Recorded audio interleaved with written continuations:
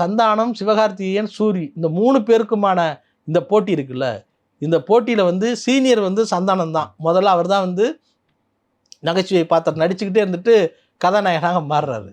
இப்போ இதில் யார் பெரிய முன்னணியில் இருக்கான்னு பார்த்தீங்கன்னா சிவகார்த்திகேயன் தான்.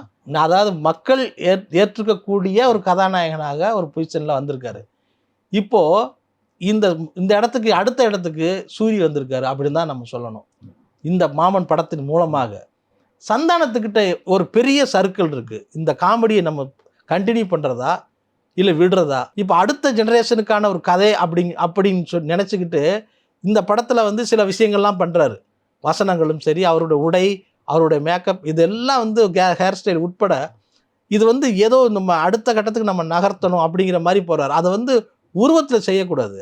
அதை வந்து நீங்கள் வந்து கதையில் வந்து அதை வெளிப்படையாக சொல்லணும். இது ஆர்யாவே கேட்டிருக்காரு. முன்னெல்லாம் உன்னோட காமெடியெல்லாம் பார்த்தா நல்லா கலகலப்பாக சிரிக்கலாமே சந்தானம், இப்போ ஏன்டா அந்த அந்த ஃப்ளேவர் வந்து இல்லையடா அப்படிங்கிறது கேட்டிருக்காரு. அதை வந்து மேடையிலே ஓப்பனாக வெளிப்படையாக ஆர்யா வந்து பேசிட்டார். சந்தானம் ஒத்துக்கிட்டார். ஆர்யா வந்து என்கிட்ட இந்த மாதிரி கேட்டார், ஏன்டா முன்னாடி மாதிரி காமெடி உன்னோட இதில் வர மாட்டேங்குது அப்படின்னு. அது மேடையிலே சொல்கிறாரு. அதை படத்தில் சரி பண்ணியிருக்கணுமா இல்லையா? அதை செய்யாமல் விட்டார்.